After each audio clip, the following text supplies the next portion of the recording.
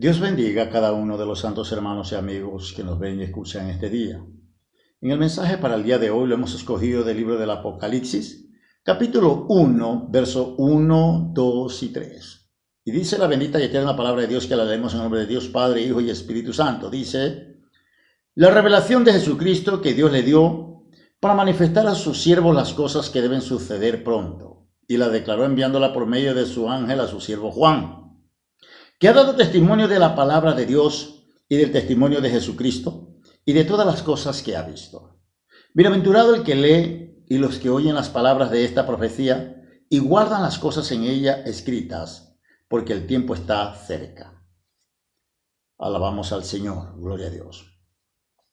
Hemos escogido el mensaje para el día de hoy del último libro de las Sagradas Escrituras, el Apocalipsis. A la edad más o menos del apóstol Juan, el último de los apóstoles que había quedado, a la edad más o menos entre 90 y pico de años, 95 se cree, 96 años, vivía en Éfeso. El apóstol Juan era el último que había quedado de los 12 apóstoles que tuvieron con el Señor Jesús. Todos habían partido ya con el Señor. De hecho, ya hasta la misma Jerusalén había sido destruida en el año 70. El apóstol Juan es desterrado por el emperador Domiciano, ¿no? Pero dentro de todo este proceso que tuvo el apóstol Juan, parece que lo que pidió su madre también parece que tuvo en hecho un poco cumplimiento, cuando le dice al Señor Jesús: permite que estos mis dos hijos, el uno se siente a tu derecha y el otro a tu izquierda. Y claro, como vemos, pues Jacobo murió entre los primeros, y el último en morir fue el apóstol Juan, ¿no? Pero vamos a ver lo que dice la Sagrada Escritura, porque cuando el apóstol Juan recibe esta revelación, vamos a encontrar unos parámetros dentro del mensaje que nos da el apóstol Juan y unos ejemplos que son impresionantes, considerando la edad que tiene en este momento el apóstol Juan, en la circunstancia que está viviendo el apóstol Juan y que está pasando, y en realidad dentro del medio en el que está. Dice: la revelación de Jesucristo que Dios le dio para manifestar a sus siervos las cosas que deben suceder pronto, y la declaró enviándola por medio de su ángel a su siervo Juan. Note los pasos que hay aquí en las cosas celestiales. Aunque era el Padre, del Padre al Hijo, pero las cosas no fueron directamente al apóstol Juan, hubo un intermediario. En el mensaje que le da el Señor Jesucristo lo recibe de Dios el Padre. Pero el Señor Jesucristo lo envía al discípulo amado a través de su ángel.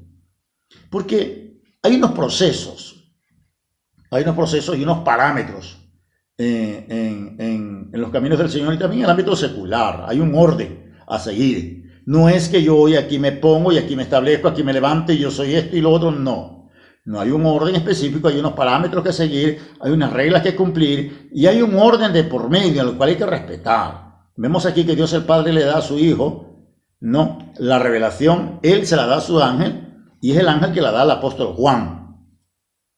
Pero el punto del mensaje que vamos a llegar hoy es un mensaje que tenemos que tenerlo presente. ¿Por qué? Porque nosotros vamos a ver lo que nos demuestra el apóstol Juan dentro de los primeros 3 versículos del libro del Apocalipsis. El segundo versículo dice que ha dado testimonio de la palabra de Dios y del testimonio de Jesucristo y de todas las cosas que ha visto. Testimonio, hay 2 palabras para testimonio en el griego, que es kerugma. Kerugma quiere decir aquello que ellos predicaban. El mensaje tenía como especial objetivo el efecto en los oyentes. Eso es kerugma. Y la segunda palabra en el griego es marturio. Y marturio es principalmente subjetivo, teniendo que ver especialmente con la experiencia personal del predicador. Y esta es la palabra que le corresponde en este momento al apóstol Juan.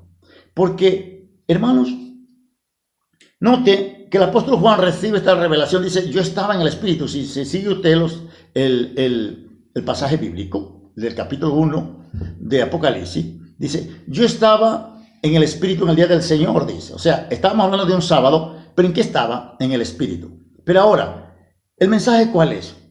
¿Cuándo recibe el apóstol Juan esta revelación, que es la más grande de todas las escrituras, porque está hablando para los últimos tiempos, solo hay dos siervos de Dios que vieron al máximo, en su máximo esplendor, al Dios eterno, que es el profeta Ezequiel y el apóstol Juan.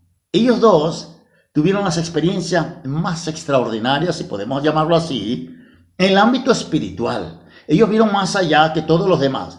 El profeta Ezequiel y el apóstol Juan. El profeta Daniel también vio algo, pero no al nivel y a la magnitud, a la altura que vio Ezequiel y Juan, el discípulo amado, ¿no? Pero aquí, ¿qué dice? Que ha dado testimonio de la palabra de Dios y del testimonio de Jesucristo y de todas las cosas que ha visto. ¿Por qué el testimonio? O sea, Juan había visto, había vivido, él creía en todo. Por eso que a él le corresponde la palabra marturio, lo dice el diccionario, ¿no? Porque era su vida. No importa la situación. Aquí estamos hablando que el apóstol Juan está de reo en la isla de Patmos, lo que hoy conocemos como Turquía, ¿no? Pero noten la situación, ya estamos hablando de un Juan anciano, desterrado. Pero sobre todo, con todo el peso del imperio romano, sobre el último de los apóstoles que existían en aquel entonces, todos habían sido martirizados, e incluso la misma Jerusalén había sido destruida, y el que quedaba era el apóstol Juan. Pero no estamos hablando de que Juan recibe esta revelación en una oficina, en su hogar, en su trabajo. No. Está como reo en la isla de Patmos, en una isla rocosa, pasando en sus últimos años de vida como desterrado. Pero note que hay algo que el imperio romano no había podido robarle al apóstol Juan, que era su intimidad con Dios. Eso no le habían podido robar. Hermano, por eso dice que ha dado testimonio de la palabra de Dios y del testimonio de Jesucristo y de las cosas que ha visto. Porque como cristianos tenemos que mantenernos firmes. Como cristianos no tenemos que ser volubles. Eso no tiene que existir en nuestras vidas. Inconstante menos. No. Porque dice la palabra de Dios que en Dios no hay ni sombra de variación y nosotros somos sus hijos. Nosotros tenemos que estar firmes a nuestro llamado. No importa la situación que tenga que cruzar, que tengamos que pasar. No importa la circunstancia en la que nos encontremos. Pero algo que tenemos que cuidar es nuestra paz, nuestra intimidad con Dios y nuestra identidad como cristianos. Eso no le habían podido robar al apóstol Juan. Aunque dice la tradición, no lo dice las escrituras, que antes de ser desterrado el apóstol Juan, fue metido, el emperador Domiciano, perverso, lo había metido en una olla, un cacharro, un perol de aceite hirviendo al apóstol Juan. Y a raíz que el apóstol Juan salió de ahí, que no le pudo hacer nada al aceite hirviendo, es cuando este hombre decide desterrarlo a la isla de Patmos. Hermano, los caminos del Señor no son fáciles, y no espere que si usted vive una vida cristiana con un testimonio intachable, con una integridad y una vida espiritual impecable, no espere que le aplaudan ni que le echen flores, que es el caso del apóstol Juan. Estamos hablando del apóstol ya anciano, pero al mismo tiempo solo, porque ya todos habían partido. Porque dentro de la vida del cristiano, cada minuto que usted respira, en todo Dios tiene un propósito. Por eso dice: redimid bien el tiempo, porque los días son malos. Y a pesar que el apóstol Juan estaba desterrado, a pesar que el apóstol Juan estaba en una isla y que era ya anciano, pero el plan y los propósitos de Dios no se habían detenido. Aún él estaba ahí, porque es ahí donde él iba a recibir la revelación del Apocalipsis, ahí donde él iba a recibir las últimas profecías. Porque la epístola, la carta, el libro del Apocalipsis está lleno de símbolos, está lleno de profecías y que son para los últimos tiempos. Hermano, dice: bienaventurado el que lee. La palabra bienaventurado viene hay tres palabras griegas para bienaventurada, y es macarizo la primera, y macarizo significa grande, largo, feliz, tener. Pero la otra palabra, que es macarios, Macario significa bendito, dichoso. Y la cuarta palabra es macarismos. Y macarismos significa satisfacción. Miremos en qué estado estaba el apóstol Juan. No le habían robado la paz, no le habían robado la intimidad con Dios, no le habían robado el propósito, su ministerio, su llamado. Las rocas de la isla de Patmos no lo habían desalentado a pesar de ser ya un anciano. Y las circunstancias de estar viviendo como reo, como esclavo, ¿no? Y haber sido desterrado, eso no había detenido los planes de Dios. Porque, hermanos, estamos de pasos, somos peregrinos. Pero hay algo que no puede ser tocado, que es nuestro compromiso con Dios, nuestra relación con Dios, nuestra intimidad con Dios. La paz que Dios nos da, esa no la puede robar nadie, porque si a usted le roban la paz, usted queda en cero y tiene que volver a empezar. Eso no lo habían logrado el emperador Domiciano, el imperio romano, no lo había logrado con el apóstol Juan. Él seguía firme. Y porque él seguía firme, es que en esa circunstancia que él está viviendo es donde él recibe la revelación. Por eso él dice, yo estaba en el Espíritu en el día del Señor. A pesar de la situación, la circunstancia que él estaba viviendo, él seguía en intimidad con Dios. El tercer texto bíblico dice, bienaventurado el que lee. Bienaventurado el que lee, o sea, dichoso el que lee, feliz el que lee, bendito el que lee. Hermano, satisfecho el que lee. Porque la palabra de Dios es viva y eficaz. Y es la palabra la que nos alimenta, es la palabra de Dios la que nos fortalece, es la palabra de Dios la que nos guía, la que nos instruye. Es en la palabra de Dios donde tenemos todos nuestros recursos y todos los medios que necesitamos para seguir adelante, para avanzar. Hermano, la palabra leer viene del griego anaginosko. Y anaginosko significa conocer con certeza, conocer de nuevo y también significa reconocer.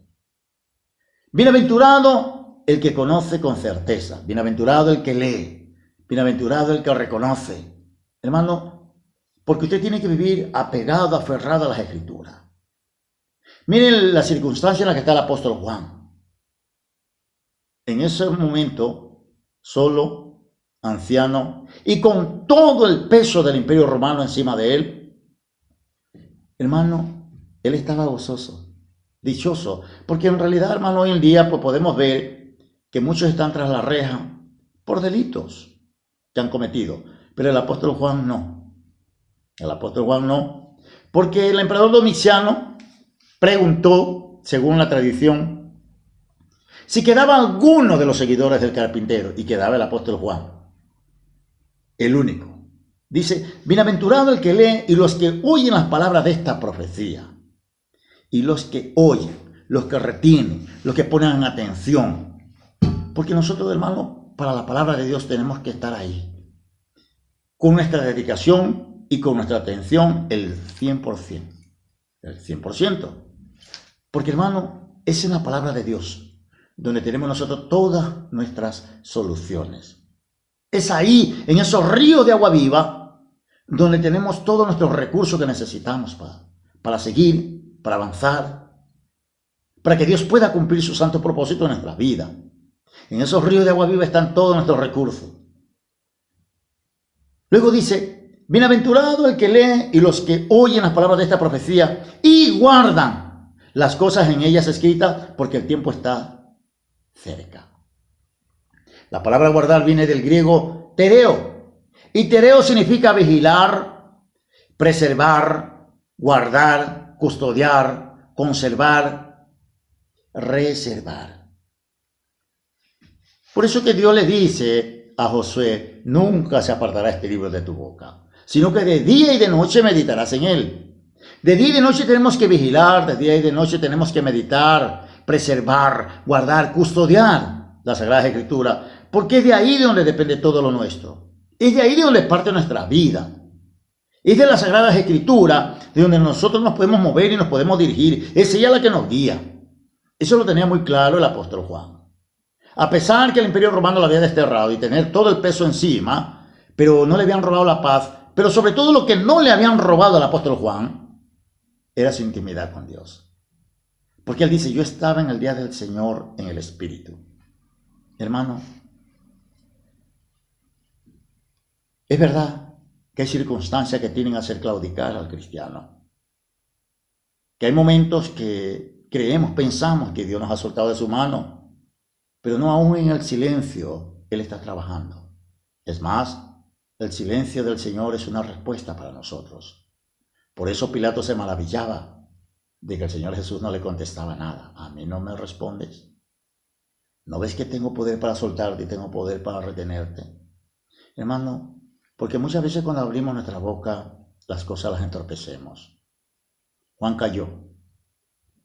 Juan cerró su boca. Porque Juan todavía tenía que recibir la revelación más grande para los últimos tiempos.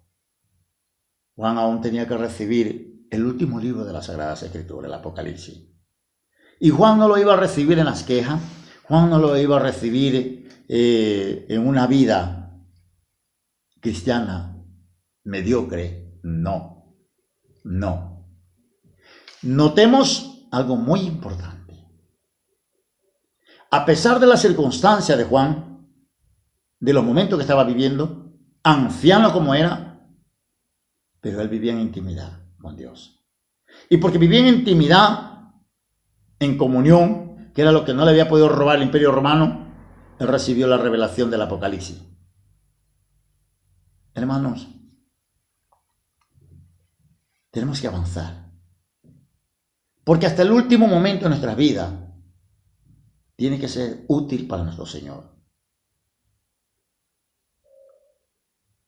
Jamás podremos, ningún hombre podrá superar la generosidad de Dios. Por mucho que nos esforcemos y creamos que no podemos más, jamás vamos a superar la generosidad de Dios. Está siempre por encima. Siempre. Su palabra dice que siervos inútiles somos. El apóstol Juan nos da un gran ejemplo. Que a pesar de anciano, a pesar de tener el peso de un imperio encima de él, a pesar de estar desterrado, aislado, porque eso era una isla de 10 kilómetros, pero él no perdió la esperanza. Según la tradición, él fue liberado después y murió en Éfeso. El único que murió por edad, no porque fue martirizado. Qué gran ejemplo nos da el apóstol Juan. Que la circunstancia que vivamos, que la circunstancia que estemos pasando, no sea motivo ni para queja, ni para claudicar, y menos para que el Señor deje de cumplir sus santos propósitos en nuestras vidas. Dios me los bendiga, Dios me los guarde, mis santos hermanos.